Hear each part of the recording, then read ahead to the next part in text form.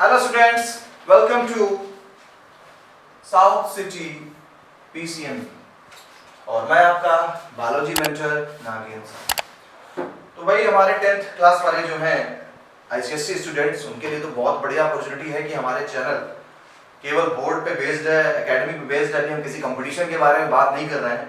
हमारा जो ये लेक्चर चल रहा है हमारे साउथ सिटी पीसीएम के चैनल्स पे, वो एकेडमिक सेशन के लिए है, जिससे कि आपके एकेडमिक सेशन अच्छा निकल जाए, रिजल्ट आपका अच्छा चला जाए।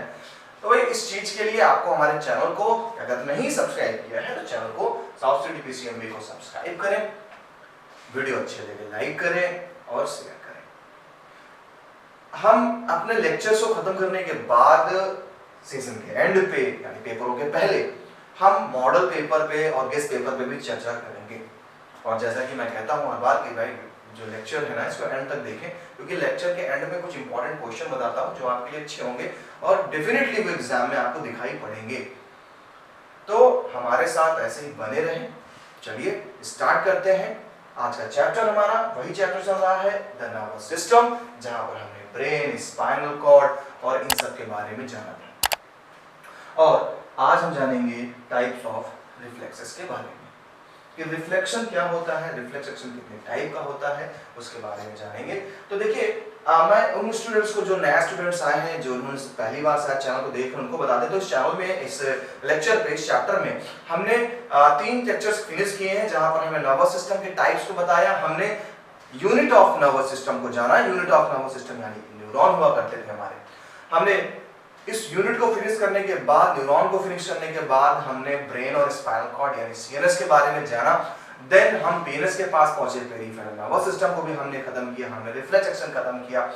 और आज हम बात कर रहे हैं रिफ्लेक्सेस। देखिए रिफ्लेक्स एक्शन कितने टाइप के होते हैं, साथ ही साथ हम चर्चा करेंगे ऑटोनोमिक नर्वस सिस्टम पे यानी सिंपैथेटिक और पैरासिम्पैथेटिक नर्वस सिस्टम पे। बोर्ड में एग्जांपल पूछा जाता है दोनों सिस्टम के, और एटलीस्ट हम फिर क्वेश्चन पे डिस्कस करेंगे। मेरे पास एक्सरसाइज है, वो मैंने सर्च की है आपके लिए, और क्वेश्चन सॉर्ट आउट करके हम लोग तक हमारा लेक्चर फिनिश होगा। तो चलिए स्टार्ट करते हैं आज का लेक्चर। सबसे पहले बात आप करते हैं टाइप्स ऑफ रिफ्लेक्सेस पे। देखिए जैसा कि हमारा चैप्टर था और चैप्टर में टाइप्स ऑफ रिफ्लेक्सेस में अगर आ जाए तो हमारे रिफ्लेक्सेस, देखिए ये जो लेवल है आपका बेस्ड ऑफ सिनैप्स नंबर, ये आपके लेवल का नहीं है। ये थोड़ा नॉलेज बेस मैंने रख दिया था, लेकिन आपके लिए नहीं है, एकेडमिक सेशन के लिए नहीं है। एकेडमिक सेशन के लिए हमारे पास ये है। रिफ्लेक्स एक्शन थे क्या? रिफ्लेक्स एक्शन वो एक्शन हुआ करते थे जहां पर आपका ब्रेन कंप्लीटली इन्वॉल्व नहीं होता। अब वहां पर स्पाइनल कॉर्ड और ब्रेन का एक पार्ट है मिड ब्रेन, वो कंट्रोल करते हैं रिफ्लेक्सेस को। तो जैसे कि मिरर है, मिरर पे हमने टॉर्च मारी, लाइट मारी, और वो लाइट जैसे हमने इधर से जलाई उधर से टर्न होकर मेरे पास आ गई, ये रिफ्लेक्स है। तो ऐसे ही कुछ फंक्शन जो बहुत स्पीडली वर्क करते हैं और बहुत तेजी से हमको उसका रिस्पॉन्स देना पड़ता है, और उस रिस्पॉन्स देने के लिए ही बना है हमारा रिफ्लेक्स एक्शन। और रिफ्लेक्स एक्शन को अंजाम देने के लिए हमारे 2 लोग थे। एक बता दूं आपको, हमारा स्पाइनल कॉर्ड जो कि माहिर है इस चीज में, हमारा स्पाइनल कॉर्ड, और सेकेंड थिंग, दूसरी चीज जो है वो है हमारा ब्रेन। लेकिन ब्रेन में याद रखिएगा, ब्रेन में पूरा ब्रेन नहीं हेल्प करता है, ब्रेन का एक छोटा सा पार्ट है, वो है मिड ब्रेन, वो है मिड ब्रेन, ब्रेन का पार्ट है मिड ब्रेन। 2 लोग हमारे रिफ्लेक्स एक्शन को अंजाम दे रहे हैं। कैसे दे रहे हैं ये मैंने आपको लास्ट लेक्चर में स्पाइनल कॉर्ड की जब टीएस कट की थी, ओरिजिनल स्पाइनल कॉर्ड दिखाया था आपको, वहां पे हमने फिनिश कर दिया था। तो अगर वो देख रहा है तो आपको चैनल सब्सक्राइब कर लें और पुराने चैनल्स पे हमारे लेक्चर्स को आपको देखें आसानी से, टॉपिक वाइज, चैप्टर वाइज, सब कुछ ढूंढने में कोई प्रॉब्लम नहीं होगी आपको। तो कुछ रिफ्लेक्सेस को ब्रेन हमारा देख रहा है, कुछ रिफ्लेक्सेस को स्पाइनल कॉर्ड देख रहा है, इसलिए हमने रिफ्लेक्सेस के 2 टाइप्स कर दिए। अगर स्पाइनल कॉर्ड रिफ्लेक्स एक्शन को देख रहा है तो हम बोल देंगे क्या? Cranial reflexes. हमने नाम दिया क्रैनियल रिफ्लेक्सेस। अब सॉरी, अगर स्पाइनल कॉर्ड देख रहा है तो बाय मिस्टेक ये यहां नहीं, ओके भाई साहब यहां से देखा, वही तो मैं सोचूं कि एक ही फंक्शन कैसे हुआ। अगर हमारा ब्रेन देख रहा है तो हम बोलेंगे क्या है? क्रैनियल रिफ्लेक्सेस है। क्रैनियम है क्या? क्रैनियल, देखिए ब्रेन का आपका जो, जहां पर ब्रेन जिस जगह पे मौजूद है, दैट्स मीन वाला पार्ट, ये आपका क्रैनियम है, इसीलिए हम ब्रेन से जुड़ी चीजों में क्रैनियम टर्म यूज कर देते हैं। तो जो आपके जो ब्रेन जो रिफ्लेक्स को देख रहा है ना, वो रिफ्लेक्स हमारे क्रैनियल रिफ्लेक्सेस होते हैं। अब क्रैनियल रिफ्लेक्सेस का एग्जांपल क्या है? पापिलरी रिफ्लेक्सेस। पापिलरी क्या है? प्यूपिल से बना है। प्यूपिलरी भी कह सकते हैं, प्यूपिलरी रिफ्लेक्सेस। प्यूपिलरी रिफ्लेक्सेस में क्या है कि एक चीज मानी जाती है कि ट्रंक के ऊपर, यानी आपके जो अब ये धड़ है, इस ट्रंक पे जो भी रिफ्लेक्सेस हैं वो रिफ्लेक्सेस ब्रेन देखता है। और ब्रेन कौन सा पार्ट देखता है? मिड ब्रेन देखता है। जैसे कि आप रास्ते पे कभी चल रहे हैं, अचानक किसी ने आवाज दी आपके नाम की, भले वो आपको जानता हो ना जानता हो, या किसी के दूसरे को बुला रहा हो लेकिन नाम सेम था।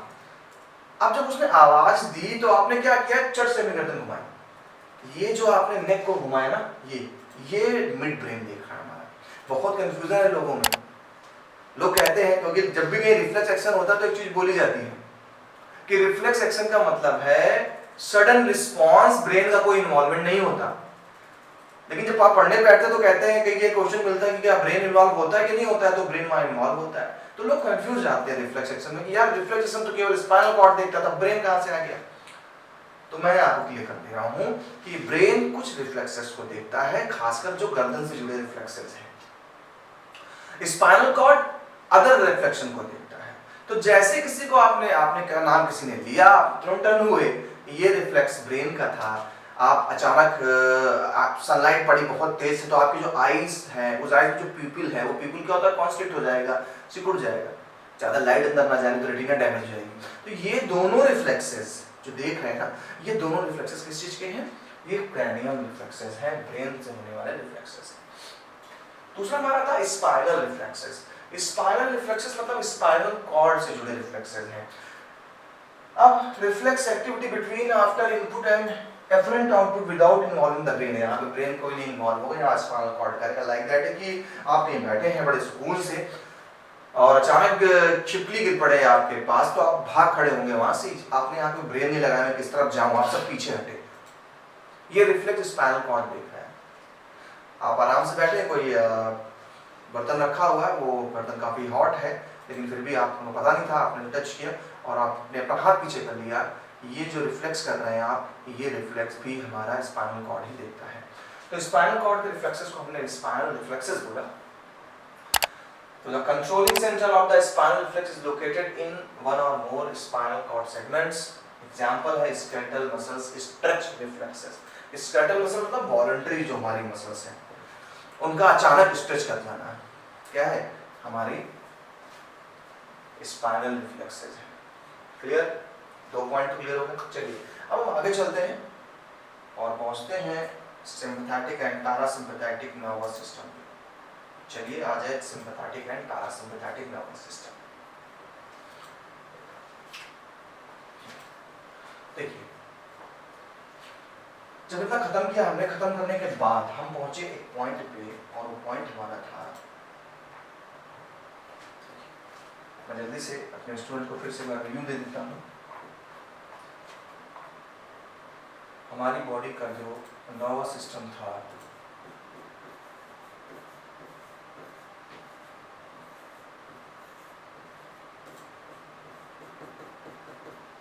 वो 2 टाइप्स का होता था। बहुत शॉर्टली बताऊंगा, इस चीज़ में हम डिस्कस कर चुके हैं। एक होता था हमारा सेंट्रल नर्वस सिस्टम, सेकंड था हमारा peripheral nervous system. Central nervous system के 2 पार्ट हुआ करते थे, brain and spinal cord. PNS में हमारे 2 चीजें हुआ करती थी,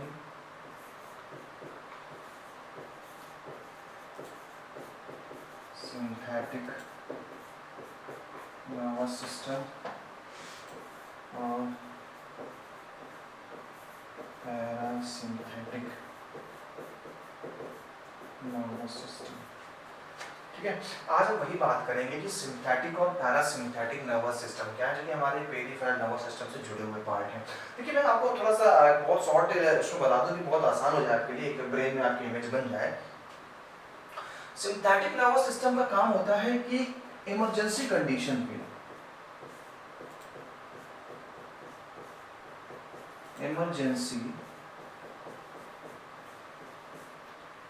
इमरजेंसी कंडीशन पे ये चीजों को स्टिमुलेट करेगा, बढ़ावा देगा, ये चीजों को स्टिमुलेट करेगा, बढ़ावा देने का काम करेंगे। ठीक है, अब ये जो है पैरासिम्पैथेटिक, ये लेवल पे लाएंगे क्योंकि कंट्रोल करेगा, ये नेचुरल कंडीशन पे लाने की कोशिश करेंगे।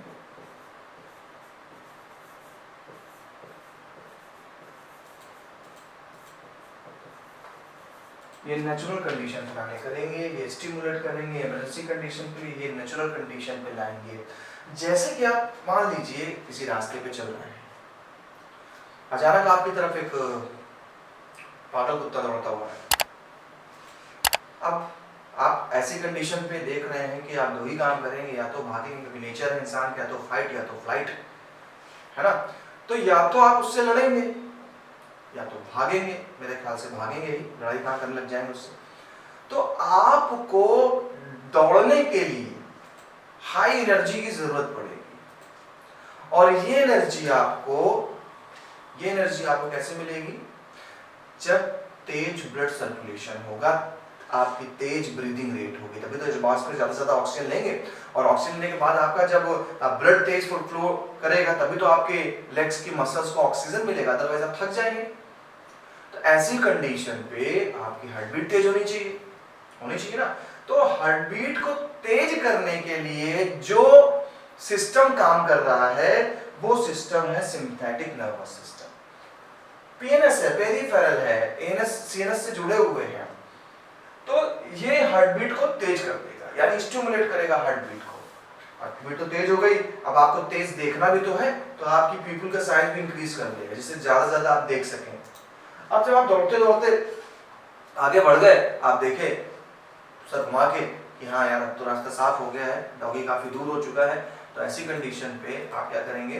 अब आप रुकेंगे और आप देखेंगे आपकी हार्ट बीट धीरे धीरे नॉर्मल हो जाएगी, आपकी बॉडी से स्वेटिंग होने लगेगी, और आपका जो मतलब कि ब्रीदिंग रेट है वो ब्रीदिंग रेट भी स्लो हो जाएगी। तो जो स्लो डाउन करने का काम कर रहा है वो पैरासिम्पैथेटिक कर रहा है। सिंपैथेटिक देखो, एस से सिंपैथेटिक है, इस पकड़ना है तो एस से सिंपैथेटिक है, एस से स्टिमुलेट कर रहा है, एस से क्या कर रहा है? स्टिमुलेट कर रहा है। ओके, चलिए अब इसके एग्जाम बोर्ड में पूछ लेता हूं। चलिए कुछ एग्जांपल की बात कर लें। ये देखिए बहुत इंपॉर्टेंट चीज है एग्जांपल, ये दूसरी चीजें रन करने की जरूरत नहीं है, लेकिन हाँ एक तो एग्जांपल मैं मार्क कर रहा हूं, वो आपको रन करने हैं।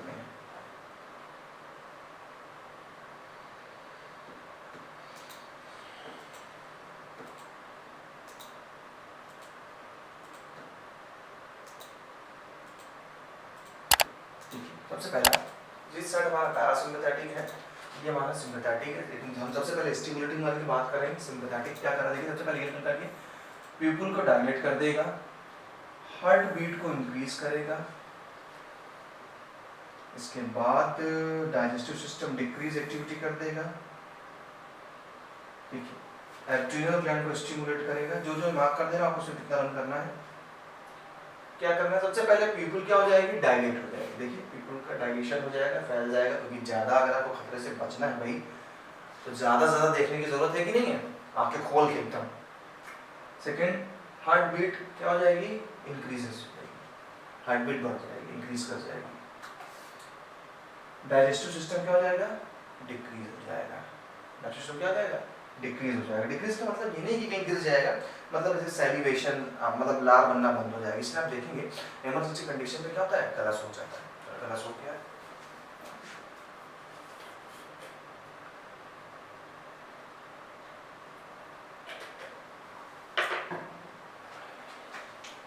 ओके, तो पीपल डायलेट हो गया, हार्ट बीट इंक्रीज हो गई है, डाइजेस्टिव सिस्टम डिक्रीज यानी सैलिवेशन हो जाएगा, इससे सलाइवा नहीं बनेगी, इसलिए इमरजेंसी कंडीशन पे मुंह सूख जाता है। एड्रिनल ग्लैंड से एड्रेनालिन हार्मोन डिक्रीज सिक्रीट होगा, जिससे कि हार्ट बीट को बताया जाए हार्ट को कि भाई हार्ट बीट बढ़ो। तो एड्रिनल ग्लैंड से क्या होगा? हार्मोन सिक्रीशन चालू हो जाएगा।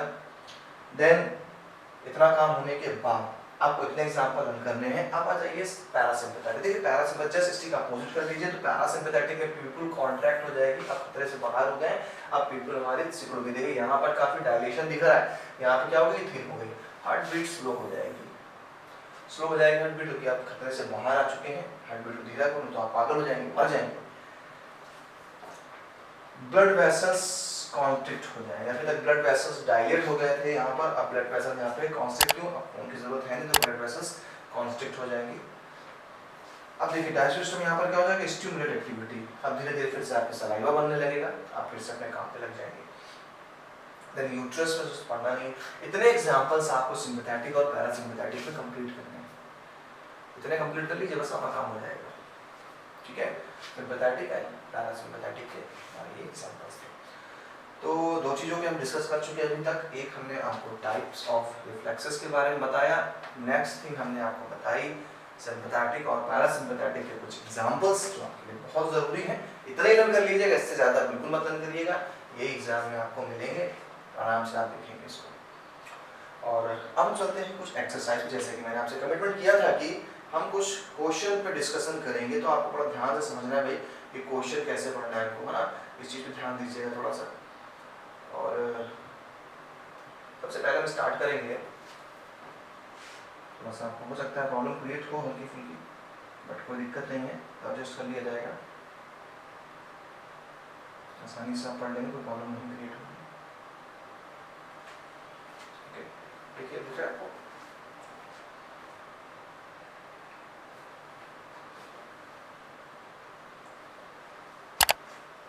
चलिए मैनेजेबल है, आप सब मैनेज कर लेंगे थोड़ा सा।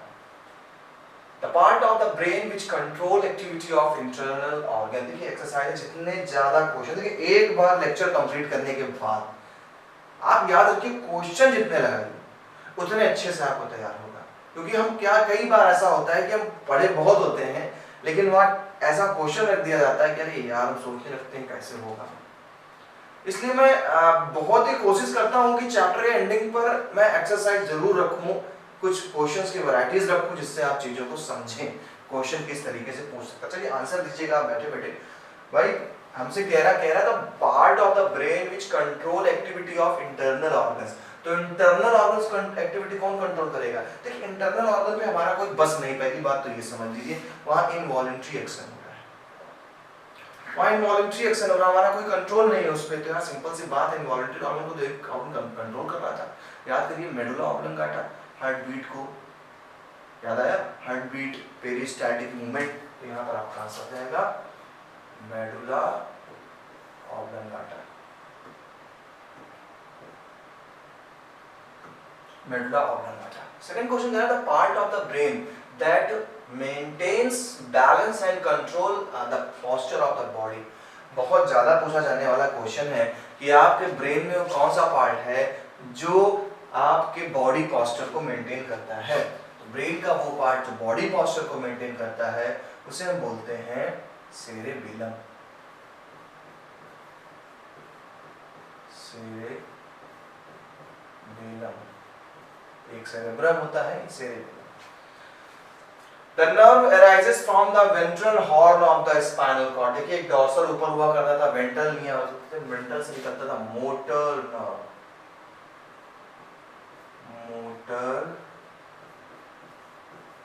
Motor nerve. The outermost layer of the axon, तो axon की outermost layer क्या होगी, आउटरमोस्ट लेयर। तो भाई एक्सॉन एक सेल है, एक्सॉन किस सेल को बोलते हैं, न्यूरिलेमा या एक्सोलेमा कर दीजिए।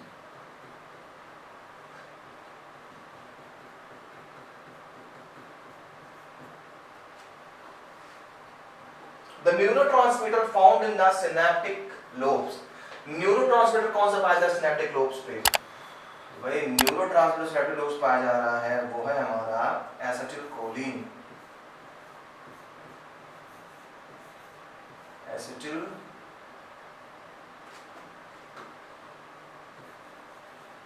कोलिन। और भी होते हैं, डोपामीन होते हैं, सेरोटोनिन होते हैं, आपको जो अच्छा लगे। एसिटिलकोलिन कॉमन है। The nervous system concern with emergency status. अभी हम लोग पढ़ के आए कौन सा नर्वस सिस्टम इमरजेंसी सिचुएशन में आता है भाई, तो आप पढ़ के आए पीएनएस, पेरिफेरल नर्वस सिस्टम हमें सिचुएशन में बचाते हैं, या ऑटोनॉमिक नर्वस सिस्टम। आप इतना करिएगा पीएनएस लिखने के बाद ब्रैकेट में ऑटोनॉमिक नर्वस सिस्टम कर लीजिएगा। ये अभी हम लोग पढ़ के आए ना पैरासिम्पैथेटिक और सिम्पैथेटिक, तो वो ऑटोनॉमिक नर्वस सिस्टम के ही पार्ट है। चलिए आगे चलते हैं, choose the odd one out पे चले भाई। चलिए कह रहा पॉन्स है, सेरेबेलम है, मेडुला ऑब्लंगाटा है, सेरेब्रम है। तो देखें यहाँ पर सेरेब्रम, देखिए मेडुला ऑब्लंगाटा भी हिंड ब्रेन का पार्ट है, सेरेबेलम भी हिंड ब्रेन का पार्ट है, पॉन्स भी हिंड ब्रेन का है, यानी कि यहाँ पर हटेंगे भाई साहब हमारे कौन, हमारे cerebrum, because this is the part of forebrain. Next cerebrum, cranium, cerebellum and pons. Cerebrum है, क्रैनियम है, सेरेबेलम है और क्या पॉन्स है। देखिए बहुत ही मैच कर रहा है। क्रैनियम को हटा दो यार, क्रैनियम तो एक तरीके का क्या कैविटी है जहां पर हमारा ब्रेन मौजूद है।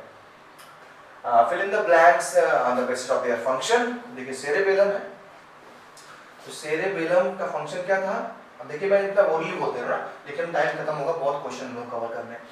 सेरेबेलम बॉडी पोस्चर मेंटेन कर रहे थे, मालिन शीथ इंसुलेट कर रही थी एक्सॉन को, meninges covering of brain, acetylcholine and neurotransmitter, synapse and transfer of nerve impulse, synapse को प्लेस होता है जहाँ पर दो न्यूरॉन्स मिलते हैं, तो एक न्यूरॉन से दूसरे न्यूरॉन के पास मैसेज भेजा जाता है। and the spinal cord and reflex action, medulla oblongata, involuntary action like breathing something, and the cranium and brain, gray matter and white matter। okay, then next question पे आते हैं हम लोग। अब बात करेंगे कि कुछ डिफरेंसेस है। देखिए डिफरेंसेस तो आपको लिखने होंगे खुद अपने नोटबुक पे, स्क्रीन पे देते जाइए, लोग क्वेश्चन लोग देखते रहिए।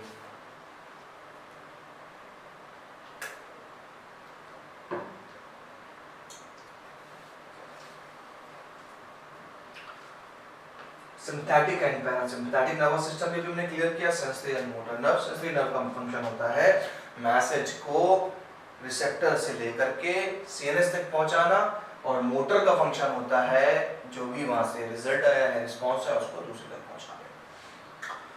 चलिए मैच द कॉलम करते हैं। आ जाओ भाई मैच द कॉलम पे आ जाए, तो हम मैच द कॉलम के पास चलते हैं। Match the column, okay match the column change कर दो उसको, पहले वाले आंसर।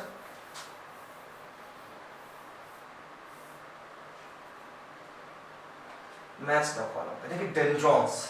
डेंड्रॉन का नाम आते ही समझ में आता है कि साइटोन के साइटोन से जो फिंगर लाइक प्रोजेक्शन निकलते हैं, साइटोप्लाज्मिक प्रोसेस निकलते हैं, इसे क्या बोलते हैं, डेंड्रॉन कहते हैं।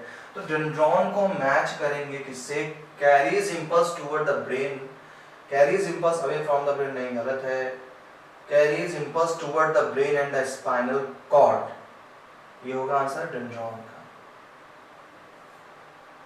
न्यूरॉन, न्यूरॉन क्या करेंगे भाई, neuron basic unit of nervous system. ये न्यूरॉन का यहाँ basic unit of nervous system पे अफरेंट न्यूरॉन, इफरेंट न्यूरॉन। देखिए अफरेंट और इफरेंट न्यूरॉन क्या होता है, मैं क्लियर कर दूं थोड़ा सा। तो ये आपका साइटोन था और ये आपका एक्सॉन था। देखिए जो मैसेज को रिसीव कर रहा था यानी साइटोन वाला पार्ट, साइटोन वाला पार्ट जो होता है, डेंड्रॉन वाला जो पार्ट होता है, डेंड्रॉन, ये अफरेंट न्यूरॉन बोलते हैं, मैसेज को ले रहा है।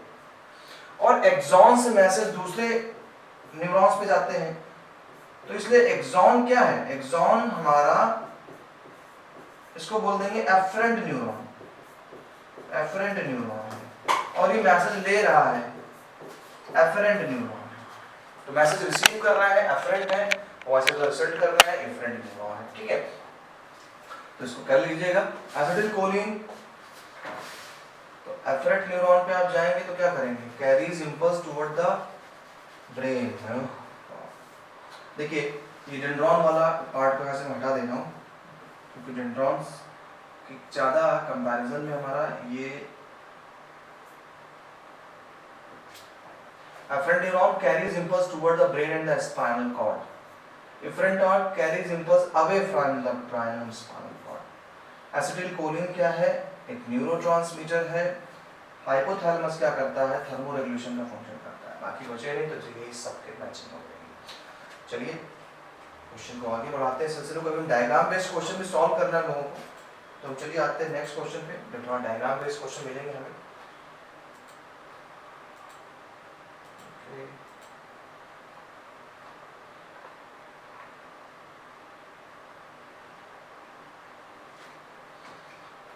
डायग्राम बेस्ड क्वेश्चन करते हैं। क्या कह रहे हैं? Arrange the following in a proper sequence. Proper sequence में अरेंज करना है, जो हमारे पास दिया गया है। आपको शायद थोड़ा सा देखने में प्रॉब्लम हो रही होगी। Receptor organ, muscles, axon, spinal cord, motor nerve, stimulus, sensory nerve. देखिए रिसेप्टर ऑर्गन पहले है, क्यों? सबसे पहले जो मैसेज रिसीव करता है वो रिसेप्टर रिसीव करता है। रिसेप्टर से मैसेज कहाँ पहुंचेगा? सेंसरी नर्व के पास।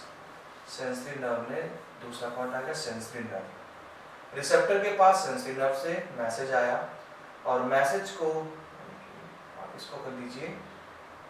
बहुत सारे ऑप्शन देखने पड़ते हैं आपको, याद रखिएगा जब भी ऐसा करना पड़े तो सारे ऑप्शन को बहुत अच्छे से देखें। जैसे मैंने पहले से रिसेप्टर ऑर्गन कर लिया, नहीं, सबसे पहले आप किस पे आएंगे? स्टिमुलाई आएगा। स्टिमुलाई कहाँ गिरेगा? रिसेप्टर ऑर्गन पे। रिसेप्टर ऑर्गन से निकलेंगे सेंसरी नर्व, कहाँ जाएंगे?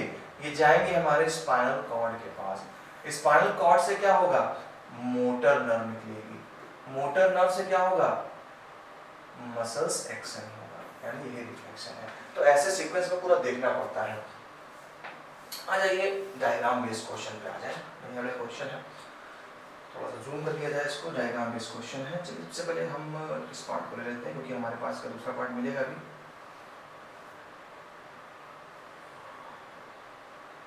हम इस पार्ट को जूम कर लेते हैं।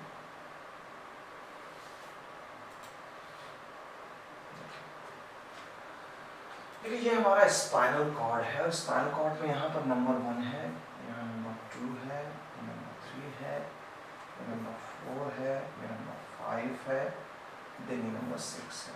ठीक है, तो सबसे पहले ऐसे लेबलिंग आ जाए तो आप पहले तो ये मान लीजिए कि हमें लेबलिंग करने के पहले क्वेश्चन पूछे तो कि नंबर 1 क्या है, नंबर 2 क्या है, नंबर 3 क्या है। तो देखिए नंबर 1 क्या है, सिंपल सी बात है। नंबर 1 हमारा रिसेप्टर ऑर्गन से आ रहा है, तो ये हमारा हो गया सेंसरी नर्व। तो number 1 is sensory nerve. Number 1 हमारा सेंसरी नर्व है। नंबर 2 देखिए, नंबर 2 बहुत से लोग कंफ्यूज आते हैं, जो देखे ना ये इसे बोलते हैं गैंग्लियन। बहुत से लोग कंफ्यूज होते हैं इस चीज में। ये गैंग्लियन है, ग्रुप ऑफ साइटोन। नंबर 2 आपका गैंग्लियन है।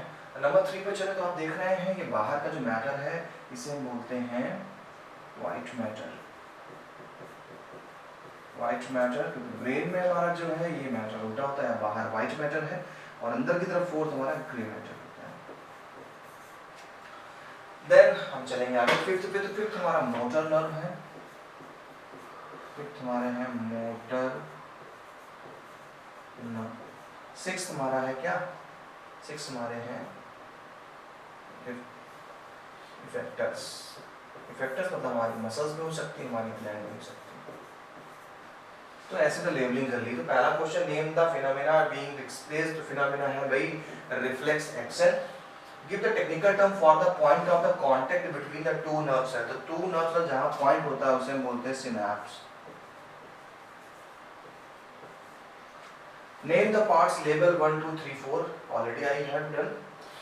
Right the function of fifth and sixth. ये फिफ्थ का फंक्शन क्या? फिफ्थ हमारे सेंसरी नर्व है। ये क्या करते हैं? फिफ्थ हमारा जो है सेंसरी नर्व नहीं है, फिफ्थ थोड़ा सा कम डायग्राम है। फिफ्थ आपका है रिले न्यूरॉन।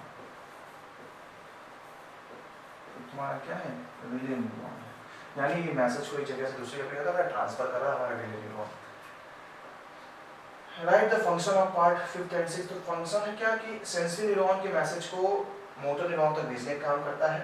सिक्स्थ वाला पार्ट जो हमारा है वो क्या है? सिक्स्थ हमारा क्या है?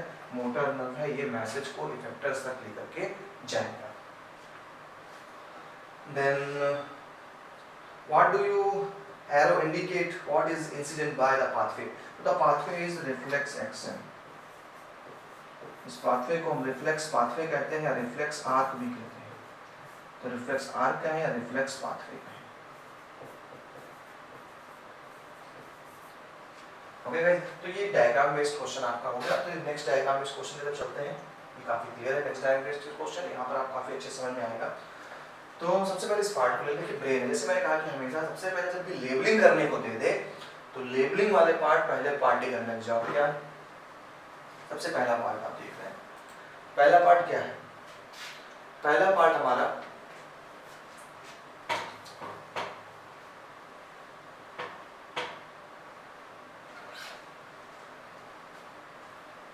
हमारा जो है ये पार्ट है सेरेब्रम। ये हमारा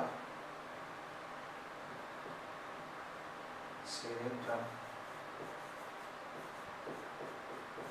पहला पार्ट सेरेब्रम।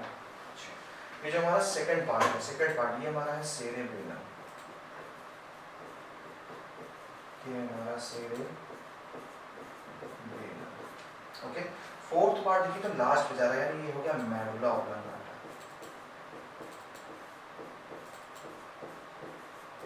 ये पार्ट हो गया हमारा मेडुला ऑब्लांगाटा। अच्छा, थर्ड पार्ट देखिए, थर्ड पार्ट जो देख रहे हैं ये पॉन्स हो गया।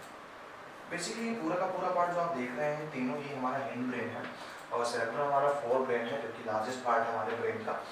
कहता है नेम द पार्ट नंबर्ड 1 2 3 4। मैंने कर दिया already. Mention the difference in the arrangement of the nerve cells in the parts of number 1 and 2। देखिए नंबर 1 जो है सेरेब्रम है। सेरेब्रम में जो व्हाइट मैटर होता है वो व्हाइट मैटर अंदर होता है, व्हाइट मैटर अंदर होता है, जबकि ग्रे मैटर ये पेरिफेरल रीजन पे होता है। लेकिन अब आप देखें ये मेडुला ऑब्लांगाटा जाकर के स्पाइनल कॉर्ड का फॉर्मेशन करता है और अभी स्पाइनल कॉर्ड में डायग्राम देख करके आए कि स्पाइनल कॉर्ड में व्हाइट मैटर बाहर होता है और ग्रे मैटर अंदर होता है। ये डिफरेंस है दोनों के अरेंजमेंट में। What is the main function of the part number 3 and 4? 3 and 4 का फंक्शन पूछ रहा है। 3 क्या है? पॉन्स है। 3 पॉन्स आपकी ब्रीदिंग रेट पे या रेस्पिरेशन पे कंट्रोल करती है। CO2 ज्यादा है या कम है तो आपकी ब्रीदिंग रेट बदलेगी। फोर्थ हमारा medulla oblongata. Medulla oblongata involuntary actions like heartbeat, like sneezing, coughing, है ना, इन सब पे कंट्रोल कर रहा है। पेरिस्टाल्टिक मूवमेंट इस पे कंट्रोल कर रहा है हमारा। Name the seat of the nerve fibre that connects the two halfs of the part 1। Part 1 मतलब सेरेब्रम, और सेरेब्रम के दो पार्ट को जोड़ने का जो काम कर रहा है। कह रहा है उस स्ट्रक्चर का नाम बताओ, तो भैया नाम बता दे रहे हैं उसका। उसका नाम क्या है? उसका नाम है कॉर्पस कैलोसम। कॉर्पस कैलोसम नाम है उनका, जो हमारे दो सेरेब्रल हेमिस्फीयर को जोड़ने का काम करते हैं। बहुत इंपॉर्टेंट क्वेश्चन है, आपसे लोकेशन भी पूछ सकता है कभी-कभी, कॉर्पस कैलोसम की लोकेशन क्या है या फिर कॉर्पस ल्यूटियम की लोकेशन क्या है। तो बहुत इंपॉर्टेंट पार्ट है। कॉर्पस ल्यूटियम ओवरी में होता है। चलिए एक हमारा आखिरी डायग्राम आ गया, एक हमारे ब्रेन का डायग्राम है और ब्रेन को हम देखेंगे तो काफी सुंदर डायग्राम है, क्लियर है। अब देखिए ब्रेन का काफी मैच करेगा। आप देखिए 1 2 3 4 तो मैच देखिए एक्स्ट्रा क्वेश्चन क्या मिल जाएगा हमको यहाँ पर। एक्स्ट्रा क्वेश्चन पे कोशिश करें। कह रहा name the part number 1 2 4। I think आप कर लेंगे। 1 सेरेब्रम है, ओके। सेकंड पार्ट देखिए थोड़ा सा मिड ब्रेन को दिखाने की कोशिश कर रहे हैं। मिड ब्रेन है। थर्ड पार्ट आपका सेरेबेलम है। फोर्थ आपका थर्ड पार्ट आपका क्या है? फोर्थ पार्ट आपका सेरेबेलम है। फिफ्थ आपका पॉन्स है। तो अब कह रहा है कि बताएं What handicaps would result from? क्या कह रहा है? उस हैंडीकैप के साथ क्या रिजल्ट हुआ? क्या कह रहा है? Damage to the part number 3। Okay, तो इनके 3 से मैं समझता हूं कि ये आपका जो थर्ड वाला पार्ट है ये ऑक्सीपिटल लोब होता है।